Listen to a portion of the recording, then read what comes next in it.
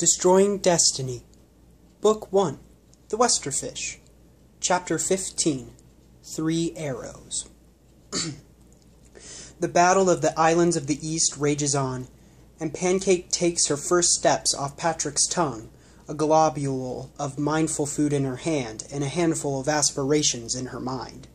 She aspires first to feed the mindful food to the father fish, and all the small ridicule the girl had received throughout the quest fuels her second aspiration, to retrieve the key, to prove herself. Yet Pancake's aspirations seem futile proclamations in the present battle scene presented to her eye's sensations. Fishes still fight, but this is not what stirs Pancake. Candy people still scream, and bunnies continue to teem with vengeful vigor, yet those do not concern the girl. Gertrude still wields his sword, Steve sings seamlessly, and all things pertaining to battle have not ceased in the time Pancake had spent in Patrick's mouth. Aside from a couple beating hearts, some of those have ceased. No, the ongoing battle doesn't perturb the Candy Girl's mind, but the incoming clouds of storm and rain concern her, for they do more than just flash lightning. They strike fear. "Oh no!" Pancake exclaimed, still standing near Patrick. "What?" the frog croaked. "Did you not get all the mindful food you needed?" "It's not that. Look," the girl responded, pointing to the churning, stormy sky. "If it rains, all the candy people will get wet, and unless the clouds block out the sun's light, the candy people will be blistered by the light's rays." Pancake shivered and grimaced. "We may very well be doomed." "You may not have to worry about the storm for long. Looks like a fish has you in mind for dinner," the massive frog spoke, shooting out his sticky tongue at a westerfish. Worry rising within, Pancake gasped as she saw the fatherfish in all of his scaly splendor stomping through the crowds of fishes, seeking the one girl that he and his mate wished to eat for a fishmas feast. "For us! This battle is for us! And you are for us, little candy girl! How dare you try to escape!" shot the father frog, making his way to Pancake while wiggling through his happy fish children and stomping on a few unfortunate rabbits. "And now, this rain, this glorious rain, is for us, too." The fatherfish opened his mouth and bellowed, "Oh, Dark Lord Jane! You send rain and storm for us on the great day of Fishmas." The girl looked to the left, nowhere safe to run. To the right, nowhere safe to run. And she looked forward to the fatherfish that ran to her, opening and closing his mouth with drool dangling from his lip. The girl knew what she had to do. Try the bow and arrow. Yet again. "You can do it, Pancake," Pancake coached herself. So with a mix of fear, determination, and quick wit jumping inside her, Pancake snatched an arrow from her quiver. Taking an arrow, she gasped as she felt only 2 arrows left. 3 shots in total. "You can do it. You can't miss." Squishing the mindful food in her hand, Pancake placed a blob on her arrow. Then quivering, Pancake knocked her bow, put the fish in her sights, and attempted to aim.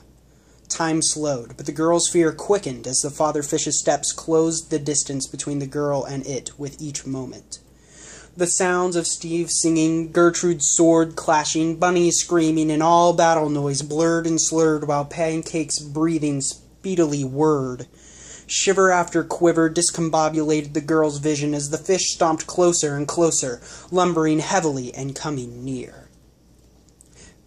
"Pancake, shoot!" Patrick croaked. "Stop shaking and shoot!" "You can't miss! You can't miss!" the girl said to herself. The fish trudged forward, only a Clark's stomach away. Pancake's fingers tightened around her bow's string. "Pancake, shoot, now!" Patrick screamed, but the girl only tensed. "You will feed me and my mate for Fishmas. I'll have it no other way," the fish bellowed, rolling his beastly eyes and making his final steps to Pancake. "The feistier the candy person, the more flavorful. For us! For us!" Pancake closed her eyes while her face sweat from the warm breath of the fatherfish, and a drop of fish drool rained on her, confessing the fish's hunger. The fish's mouth started to close around her, but never closed around her. Dropping her arrow, Pancake screamed as she whipped through the air, Patrick having shot out his tongue to rescue the girl from her potential fishy fate.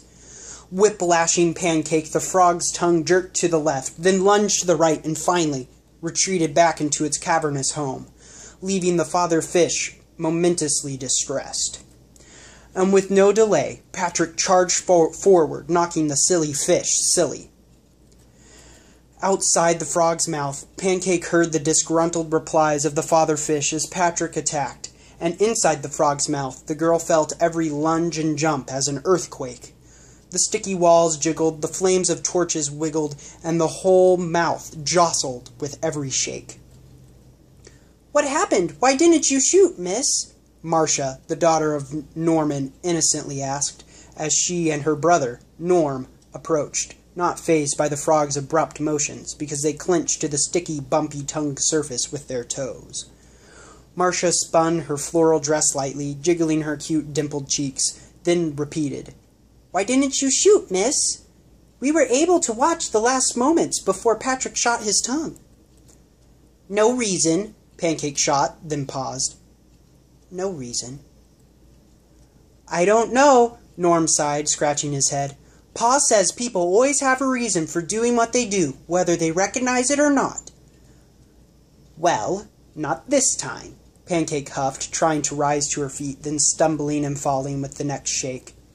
Norm and Marcia remained steadily standing, and Pancake rolled her eyes. "Shouldn't you be in the mouth slit with your parents?" Marcia giggled. "Shh! Mommy and Pa don't know yet, and besides, as long as you are in here, Patrick isn't going to eat any more fishies." Bending over to Pancake's ear, the child whispered, "We like to ride when Patrick jumps." "Oh, I see," Pancake sighed, trying to stand once more and successfully failing once more. "Oh, sloth goat dung!" "Dung," Norm chuckled. "You said—" Stopping mid-sentence, the young boy fell to the floor, pulling down his sister and holding tightly to the tongue's bumps as the frog flew through the air, then crashed to the ground. "Dung," the boy finished, after Patrick regained composure. "Yes, I did. I said dung," Pancake said, wide-eyed in shock. "Now, I have to get back out there. The mindful food your mother gave me is our only hope." Norm shook his head, shifting his blonde bowl cut from side to side. "No, miss, you can't go back out there. You didn't shoot last time." "What makes you think you will shoot this time?" Marcia said, finishing her brother's thought. The girl continued to play with her dress as she spoke.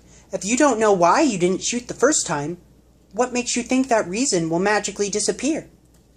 "There is no reason. It is just part of who I am," Pancake retorted, rising in tone of voice. "To be nervous and worried is just part of who I am." "Oh, but what are you nervous about?" Norm said, cocking his head curiously as another jump of Patrick's bounced his hair. "Pa says that nervousness reveals that you fear the acceptance or rejection of someone, whether it be yourself or another." "Well, that's far from the truth," Pancake huffed, finally standing to her feet. "I'm just nervous." "Mommy says the mindful food reveals what people truly care about, and you squirmed when you ate it," Marcia said. Norm added, "Only people who love the someone, called someone, feel comfort from the mindful food, because someone is the only one worth the fullest care, and lovers of someone know someone is the most worth feeling nervous about." Pancake clenched her fist, saying, "And who is this someone?" Marcia's locks bounced with the frog's leap. "Well, "Marcia? Norm?" interrupted Lucille, their mother. "What are you doing out here? Get back into this slit at once!" The two children hung their heads low and started walking to the slit.